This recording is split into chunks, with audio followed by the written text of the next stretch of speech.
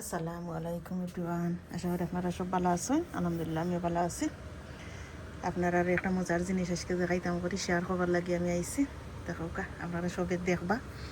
এখানে আমার boiler room, ও আমার মেশিন, ও একটা ডিপ ফ্রিজ, আর ওখানোর মাঝে আমি রাখছিলাম একটা চেরির গাছ। দেখো কত সুন্দর, বয়লারের মাঝে রাখছিলাম।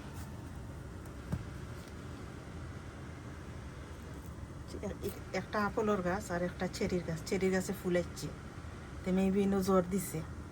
যদি আমি বাঁচাইতাম পারিতে আমার জীবনে একটা আমি সাকসেস হইলাম আর কি। আমার বড় শখ ছিল আছিল যেন আমি ওলা গাছরে কলম করতাম করিয়া গাছরে রইতাম বাঁচাইতাম। আমার হাজবেন্ডও কতবার করছেন, পারছেন না, বাট আমি এবার একটা গাছ ডাল ভাঙ্গি আনছিলাম, আনিয়া ওলা তৈছি মাটির মাঝে গাড়িয়া গেলার পরে আমি বয়লার রুমত ইসলাম। আমার মনে হয় গরমে ফুল দিছে, বাট এটা থাকবো কয়েকদিন।